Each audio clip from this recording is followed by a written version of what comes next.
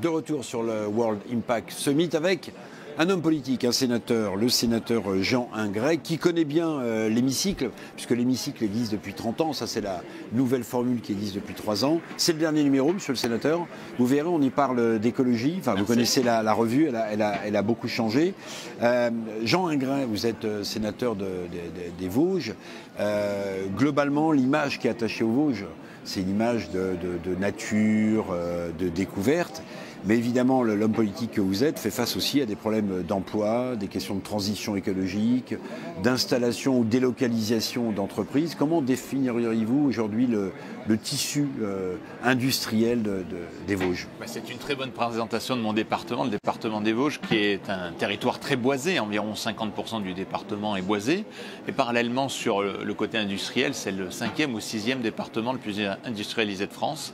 Donc voilà, on a ces problématiques qui ne sont pas nouvelles sur la désindustrialisation, les emplois qui sont partis dans le textile, dans l'industrie, la plasturgie, de nombreux domaines où on a subi ces fuites d'entreprises à l'étranger, avec aussi ce qui est assez paradoxal, parce que Méline, qui avait mis en place la tarification agricole et du protectionnisme agricole, est originaire des Vosges. Sauf que malheureusement, cette théorie sur le protectionnisme n'a pas suivi entre les années 70-80 pour nous protéger, pas que sur l'agriculture, mais aussi sur l'industrie. Je pense que c'est important. On le voit avec Trump actuellement, qui surprotège totalement les entreprises américaines. Et je pense aussi, c'est pour ça qu'il a été élu haut la main, parce qu'il a tendu la main. La souveraineté, je pense que c'est quelque chose d'important quand on voit qu'il... tout à l'heure, je discutais avec des représentants de l'entreprise SEB, où ils nous disent que sur le continent européen, pas seulement la France, mais le continent européen, la seule entreprise d'aspirateurs ou de fer à repasser est en France. Et c'est quand même problématique. Oui, avec leur marque Roventa. Exactement. Oui. Alors vous dites pour un continent qui est quand même important, vous n'avez que ça comme production. Monsieur le sénateur, vous parliez de souveraineté industrielle et vous avez raison. C'est l'une des bannières que Trump, pour se faire réélire, a fait claquer au vent de America First. Mais en France, on a eu aussi Choose France, vous savez, le grand événement associé au nom du président de la République. D'ailleurs, bon, quand on regarde le pourcentage de contribution de l'industrie française au PIB, on est au niveau de la Grèce. Donc en fait, on continue de se désindustrialiser.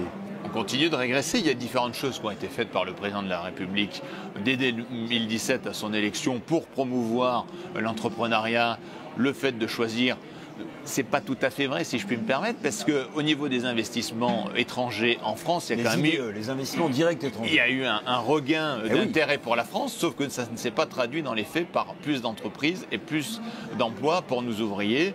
En même temps, vu le climat pas délétère, mais pas forcément favorable aux chefs d'entreprise depuis de nombreuses décennies dans ce pays, c'est vrai que c'est plutôt la croix et la bannière. En même temps, ils ont quand même bénéficié de la baisse de l'impôt de production. Grâce à Emmanuel Macron. On est encore loin des autres. Alors vous parliez de SEB, il y a tout ce débat autour des fameux PFAS, ces polluants éternels. D'un côté, vous avez des associations écologiques qui sont montées au créneau, vous avez même des émissions sur le service public qui ont été consacrées à ces polluants dans le textile, dans les ustensiles de cuisine. Alors moi, la question que je me pose toujours, c'est moi je ne suis pas un expert pour trancher, mais est-ce qu'on est en capacité de contrôler, par exemple, le textile, les polluants qui sont dans ce textile qui viennent de Chine, les ustensiles de cuisine qui viendraient de Chine ou qui viennent d'ailleurs, d'autres pays? Est-ce qu'on est capable de dire aux consommateurs français, mais là vous êtes tranquille, il n'y a plus de problème?